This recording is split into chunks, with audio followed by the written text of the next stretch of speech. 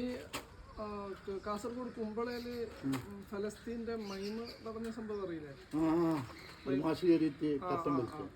അതായത് ഈ മൈമ് എന്ന് പറയുന്ന കലാരൂപം നിശബ്ദ കലാരൂപമാണ്. അതായത് ശരീരഭാഷകൾ കൊണ്ട് ആംഗ്യം കാണിച്ചിട്ടുള്ള കാര്യങ്ങൾ അവതരിപ്പിക്കുന്ന സാധനമാണ്. അതായത് ഒരു മുദ്രാവാക്യം വിളിയോ അല്ലെങ്കിൽ എന്തെങ്കിലും കാര്യങ്ങൾ പറഞ്ഞുകൊണ്ട് സംസാരിക്കുന്ന ശബ്ദമൊന്നുമില്ലാത്ത ആംഗ്യ രൂപത്തിലൂടെ കാര്യങ്ങൾ അവതരിപ്പിക്കുന്ന മൈമ്. അത് നടത്താൻ ഒരു അധ്യാപകൻ അനുവദിച്ചില്ല എന്നല്ല. ഒരു അധ്യാപകൻ പരിപാടി നടന്നുകൊണ്ടിരിക്കുമ്പോൾ കയറി വരുന്ന കർട്ടൻ വലിച്ച് അവസാനിപ്പിക്കുന്നു.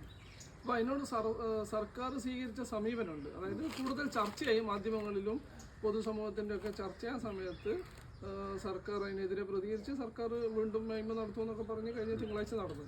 പക്ഷേ ദിവസങ്ങൾ കഴിഞ്ഞിട്ടും അന്വേഷണം നടത്താൻ ഉത്തരവിട്ടിട്ട് ഇത്ര ദിവസങ്ങൾ കഴിഞ്ഞിട്ടും യഥാർത്ഥത്തിൽ സർക്കാർ അധ്യാപകനെതിരെ ഒരു നടപടി സ്വീകരിച്ചിട്ടില്ല.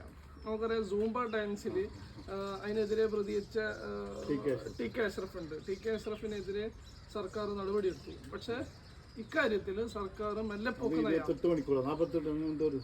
ഇക്കാര്യത്തിൽ മെല്ലെപ്പോക്ക് നയാണ് യഥാർത്ഥത്തിൽ സ്വീകരിക്കുന്നത്. അപ്പോൾ അത് ഈ പറയുന്ന പോലെ നമുക്കറിയാം RSS എന്ന് പറയുന്നത് ഒരു മനസ്ഥിതിയാണ്. അപ്പോൾ അത് പോലീസിൽ കാണാം, സർക്കാർ സംവിധാനങ്ങളിൽ കാണാം, ഉദ്യോഗ തലങ്ങളിലൊക്കെ കാണാം. അത് ഇത്തരം ആളുകൾ ഇങ്ങനെ ഉയർന്നു വരാനുള്ള പ്രധാനപ്പെട്ട കാരണം സർക്കാരിൻ്റെ അലംഭാവമാണ്. യഥാർത്ഥത്തിൽ ശക്തമായ നടപടികൾ സ്വീകരിക്കുന്നില്ല. സംഘപരിവാർ ഇത്തരത്തിൽ ഉയർന്നു വരുന്ന സംഘപരിവാർ താല്പര്യങ്ങളോട് ഒരു മൃദു സമീപനാണ് യഥാർത്ഥത്തിൽ സർക്കാർ സ്വീകരിച്ചു വരുന്നത്. ഇത്രാണ് CPM അങ്ങനെ സ്വീകരിച്ചല്ല. പക്ഷേ രണ്ടാം പിണറായി സർക്കാരിൻ്റെ കാലം മുതൽ അങ്ങനെ ഒരു മൃദു സമീപനമാണ്. യഥാർത്ഥത്തിൽ ശക്തമായ നടപടി എടുക്കേണ്ടതാണ് ഈ പലസ്തീൻ്റെ കാര്യത്തിലും. പലസ്തീൻ നമുക്കറിയാം ലോകരാജ്യങ്ങളിൽ മുഴുവൻ, അതായത് ഇസ്രായേലിനെ സഹായിച്ചുകൊണ്ടിരിക്കുന്ന രാജ്യങ്ങളിൽ പോലും, ഇപ്പോൾ ഇറ്റലി, ജർമ്മനി, അതുപോലെ തന്നെ നെതർലാൻഡ് കഴിഞ്ഞ ദിവസം നെതർലാൻഡിന്റെ തലസ്ഥാനമായ ആംസ്റ്റർഡാമിൽ 2.5 ലക്ഷം ആളുകൾ പങ്കെടുത്ത പ്രതിഷേധം നടന്നത്. അപ്പോൾ ഹ്യൂമാനിറ്റിയാണ് പ്രധാനം. ആ ഹ്യൂമാനിറ്റി ഉയർത്തിപ്പിടിച്ചുകൊണ്ട് ലോകത്തെമ്പാടും പ്രതിഷേധങ്ങൾ, ഐക്യദാർഢ്യം നടക്കുകയാണ്. അമേരിക്കയിൽ പോലും നടക്കുകയാണ്.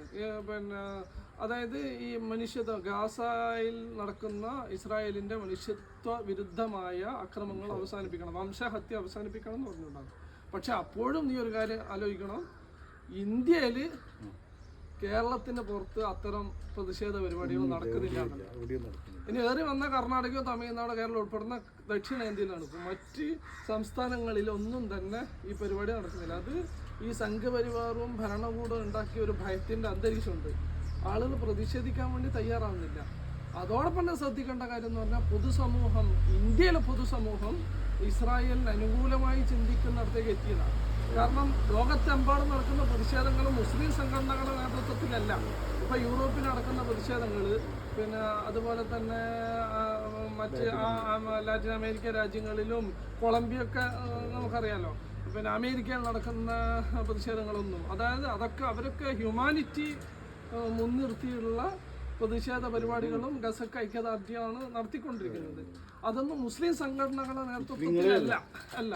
പക്ഷേ ഇന്ത്യയിൽ ദക്ഷിണേന്ത്യക്കപ്പുറത്ത് മുസ്ലിം സംഘടനകളുടെ നേതൃത്വത്തിൽ പോലും നടത്താൻ പറ്റുന്നില്ല. കാരണം ഭരണകൂടം അതിനോട് സ്വീകരിക്കുന്ന നിലപാട്, അതിൻ്റെ ഒരു പ്രതികാര നടപടി ഉണ്ടാവും, ബുൾഡോസർ രാജ് ഉണ്ടാവും.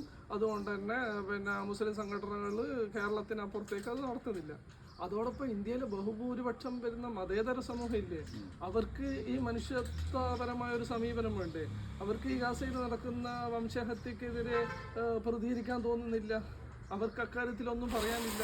ഇന്ത്യയിൽ ബഹുഭൂരിപക്ഷം വരുന്ന മതേതര സമൂഹം ഇതിനോട്, ഈ മനുഷ്യത്വ വിരുദ്ധമായ ഇസ്രായേലിന്റെ നടപടിയോട് മിണ്ടുന്നേ ഇല്ല, മൗനം പാലിക്കുകയാണ്. അതിനോട് മൗനം പാലിക്കുകയാണ്. അതെന്താണെന്ന് വെച്ചാൽ സംഘപരിവാരവും കാസ പോലുള്ള സംഘടനകളും ഇന്ത്യയിലെ പൊതുമണ്ഡലത്തിൽ ഉണ്ടാക്കിയെടുത്ത ഒരു തരം പിന്നെ അന്തരീക്ഷമുണ്ട്. അത് സംഘപരിവാറിന് അനുകൂലമാണ്. അത് ആഗോളതലത്തിൽ ഇസ്രായേലിന് അനുകൂലമാണ്. അത് ഇസ്ലാമോഫോബിയയിൽ നിന്നുണ്ടായതാണ്. അതുകൊണ്ടാണ് മിണ്ടാത്തത്. ലോകത്തെല്ലായിടും നടക്കുമ്പോൾ നമ്മളെ രാജ്യത്ത് മൗനം പാലിക്കുകയാണ് യഥാർത്ഥത്തിൽ ചെയ്യുന്നത്. അത് ഒരു അപകടകരമായ മൗനമാണ്. അത് അപകടകരമായ ഒരവസ്ഥയാണ് നമ്മുടെ രാജ്യത്ത് ഉണ്ടാക്കിക്കൊണ്ടിരിക്കുന്നത്. ഒരു ഭീതി, ഭയം എന്ന് പറയുന്നത് എല്ലാവരെയും പടർന്നു പിടിച്ചിരിക്കും.